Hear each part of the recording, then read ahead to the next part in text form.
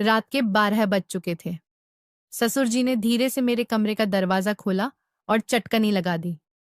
मैंने आंखें बंद करके सोने का नाटक किया, पर मेरे दिल की धड़कनें तेज थीं। मुझे अंदाजा था कि वो क्यों आए हैं, पर मैंने खुद को रोका और बस चुप रही।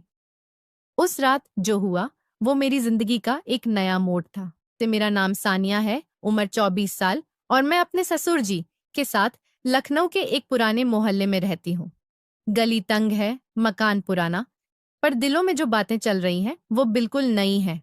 1.5 साल पहले मेरी सासू माँ को कैंसर ने हमसे छीन लिया, और मेरे पति, वो तो 3 साल पहले एक बाइक एक्सीडेंट में मुझे अकेला छोड़ गए। तब से मैं और ससुर जी बस एक दूसरे के सहारे इस छोटे से घर में जिंदगी काट रहे हैं। मैं दिन भर एक कॉल सेंटर में काम करती हूँ और घर लौटकर खाना पीना, बाजार सब संभालती हूँ। ससुर जी पहले बड़े रौबदार इंसान थे। मोहल्ले में उनकी बात का वजन था।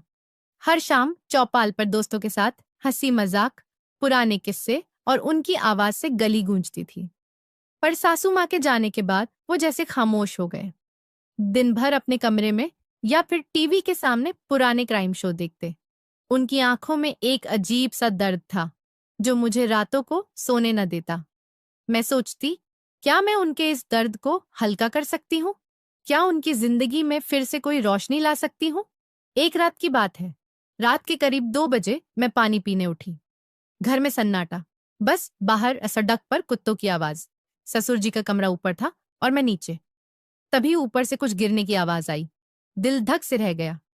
क्या हुआ? मैं डरते डरते दबे पांव ऊपर गई। उनका दरवाजा हल्का सा खुला था। मैंने चुपके से झांका। ससुर जी अपने मोबाइल की टॉर्च जला रखी थी। उनके एक हाथ में मोबाइल था और वो कुछ देख रहे थे। दूसरा हाथ छोटा पप्पू था शायद। तभी उनके हाथ से पास में रखी गिलास नीचे जमीन पर गिर गई, लेकिन उनको पता नहीं चला। ससुर जी वीडियो देखकर पप्पू के सर की मालिश कर रहे थे, इसलिए मैं वहीं रुकी रही और बिना कोई आवाज किए उन्हें देखती रही। कुछ देर बाद जब पप्पू की अच्छे से मालिश हो गई, मोबाइल साइड में रख दिया और वैसे ही लेट गए। मैं धीरे से वहां से हटी और नीचे अपने कमरे में आ गई। नीचे आकर जो मैंने देखा और महसूस किया, उस पर यकीन नहीं हो रहा था कि ससुर जी ऐसा कर सकते हैं। लेकिन फिर सोचने लगी है कि यह तो स्वाभाविक ही है। इसमें कुछ ज्यादा सोचने जैसा नहीं है। दिल में जैसे कोई तार छिदा गया। ससुर जी अकेलेपन से लाड रहे थे, पर अपने दर्द को छुपा रहे थे। मैं सोचने लगी, क्या मैं उनके लिए कुछ कर सकती हूँ? क्या मैं उन्हें वो एहसास दे सकती हूँ जो अब उनके दिल में कहीं खो गया है?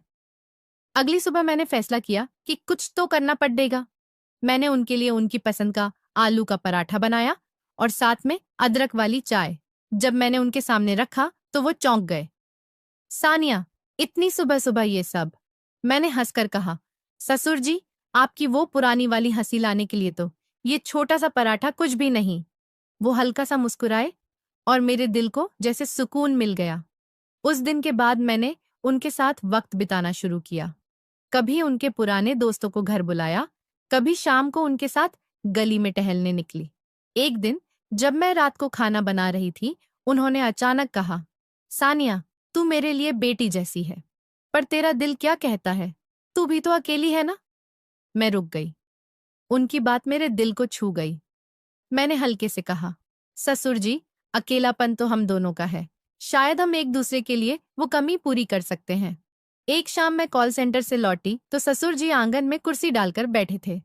मैं उनके पास गई और बोली, ससुर जी, आपको याद है, आप कहा करते थे कि जिंदगी एक नदी है जो बहती रहती है।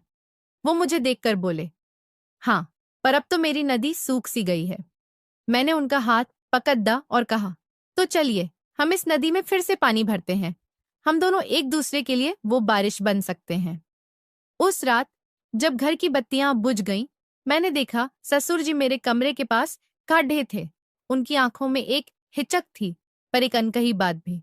मैंने पूछा, ससुर जी, सब ठीक? वो चुप रहे, फिर धीरे से बोले, सानिया, तूने आज जो कहा वो मेरे दिल में उतर गया। मैं तुझ में अपनी बेटी देखता हूं, पर शायद कुछ और भी।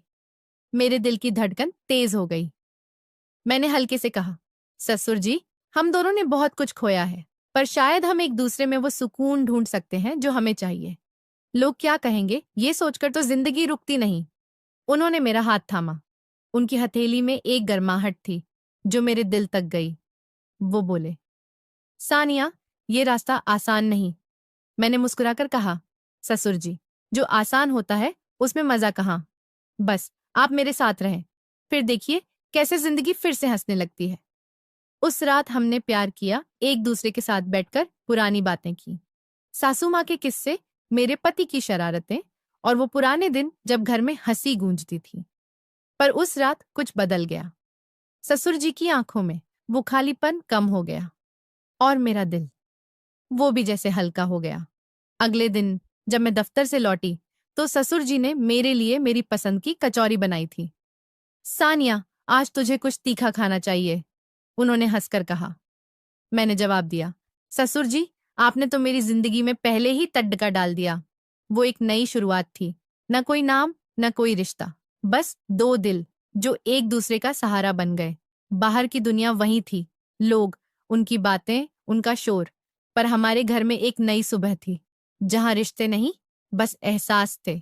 तो दोस्तों, अगर मेरी कहानी ने तुम्हारे दिल में कुछ हलचल मचाई हो तो चुपके से मत बैठो, एक झक्कास लाइक ठोक दो, सब्सक्राइब करो जैसे मेरे दिल को छू रहे हो।